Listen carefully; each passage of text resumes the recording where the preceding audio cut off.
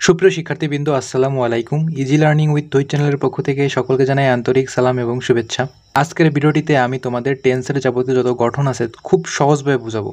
আমি বিশ্বাস করি যদি তোমরা আমার ভিডিওটি মনোযোগ সহকারে প্রথম থেকে শেষ অবধি দেখো, আজকের পর থেকে যে 12টি টেন্সের গঠন আছে তাই নিয়ে আর কোনো সমস্যা থাকবে না। আমি গ্যারান্টিতে বলতে পারি, এর থেকে সহজ কোনো উপায়ে টেন্স তোমাকে কেউ বোঝাতে পারবে না।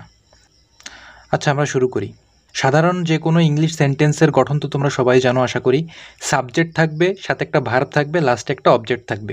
এবং এই করার সুবিধাতে আমরা সবসময়ের জন্য এই সাবজেক্টরে আমরা এস দ্বারা প্রকাশ করব, ভার্বরে আমরা ভি দ্বারা প্রকাশ করব, আর অবজেক্টরে ও দ্বারা প্রকাশ করব। আশা করি তোমরা বুঝবে, যেখানে আমি এস দেবো সেখানে সাবজেক্ট, ভি দিলে ভার্ব, আর অবজেক্টরে আমরা ও দিয়ে প্রকাশ করব। আমাদের 3টে টেন্সকে আবার 4টা ভাগে ভাগ করা হয়েছিল: ইনডিফিনিট, কন্টিনিউয়াস, পারফেক্ট এবং পারফেক্ট কন্টিনিউয়াস। তাহলে প্রথমে আমাদের আসে কি ইনডিফিনিট। তাহলে ইনডিফিনিটের 3টা: present indefinite, past indefinite, future indefinite. তাহলে সবসময়ের জন্য আমরা মনে রাখবো প্রেজেন্ট ইনডিফিনিটের বেলায় ভার্বের আমরা ভি অন দেবো। এখানে ভার্বের ভি অন বলতে আমরা বোঝাচ্ছি হচ্ছে ভার্বের প্রেজেন্ট ফর্ম। আর পাস্ট ইনডিফিনিটের সবসময়ের জন্য আমাদের ভার্বের ভি টু হবে, অর্থাৎ পাস্ট ফর্ম হবে।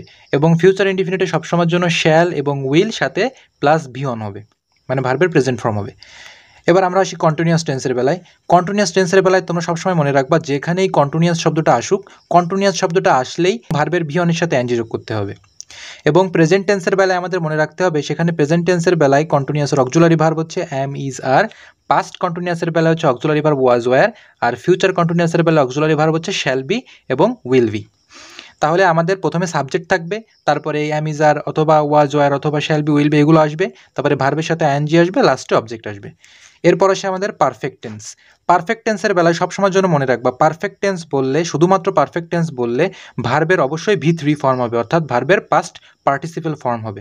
এবং প্রেজেন্ট পারফেক্টের বেলায় আমাদের হ্যাভ আর হ্যাজ আসবে, পাস্ট পারফেক্টের বেলায় আমাদের হ্যাড অক্সিলারি ভার্ব আসবে, এবং ফিউচার পারফেক্টের বেলায় শ্যাল হ্যাভ এবং উইল হ্যাভ এই শব্দ দুটো আসবে।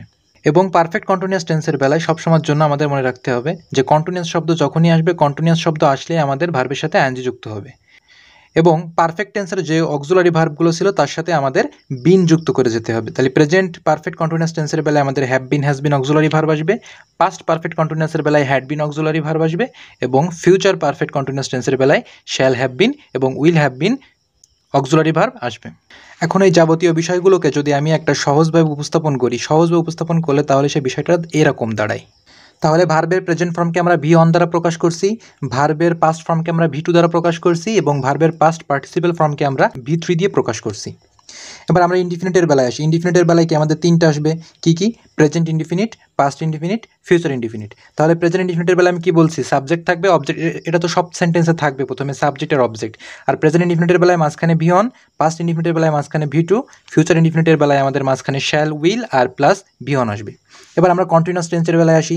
কন্টিনিউয়াস টেন্সের বেলায় সব ক্ষেত্রে সেম, যে সাবজেক্ট অবজেক্ট সব জায়গায় সেম।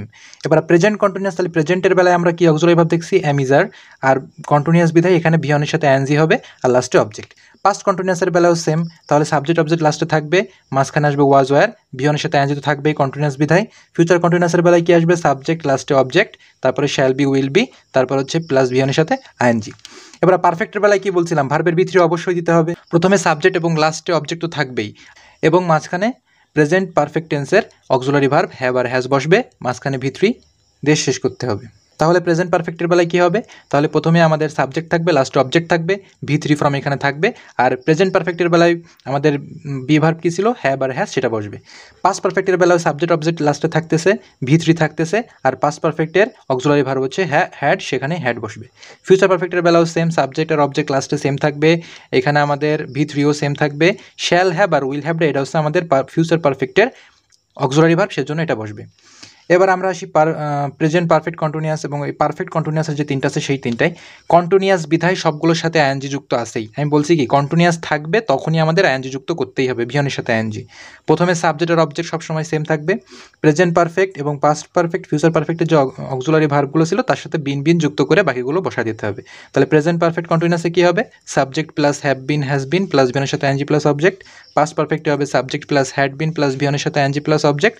আর ফিউচার পারফেক্ট কন্টিনিউয়াস টেন্সে হবে subject plus shall have been, will have been plus ভিয়নের সাথে আইএনজি প্লাস অবজেক্ট। আশা করি তোমরা যদি আমার ভিডিওটা মনোযোগ দিয়ে এতক্ষণ ধরে দেখো তাহলে মনে করি না যে তোমাদের টেন্সে আর কোনো সমস্যা থাকতে পারে। তারপরে যদি কোনো সমস্যা থাকে তাহলে ভিডিওটা তোমরা পুনরায় আবার দেখো, আবার প্রথম থেকে শুরু করে দেখো। আমি গ্যারান্টিতে বলতে পারি তোমাদের টেন্সে আর কোনো সমস্যা থাকবে না। এত সহজ করে টেন্স তোমাদের কেউ বোঝাতে পারবে না। সামনের ভিডিওতে নতুন কোনো টপিকস নিয়ে দেখা হবে। সেই পর্যন্ত সকলেই ভালো থাকো, সুস্থ থাকো। চ্যানেলটিকে সাবস্ক্রাইব করতে ভুলো না, বন্ধুবান্ধব আত্মীয়দের সাথে শেয়ার করতে ভুলো না। সে পর্যন্ত সকলেই ভালো থাকো। আসসালামু আলাইকুম।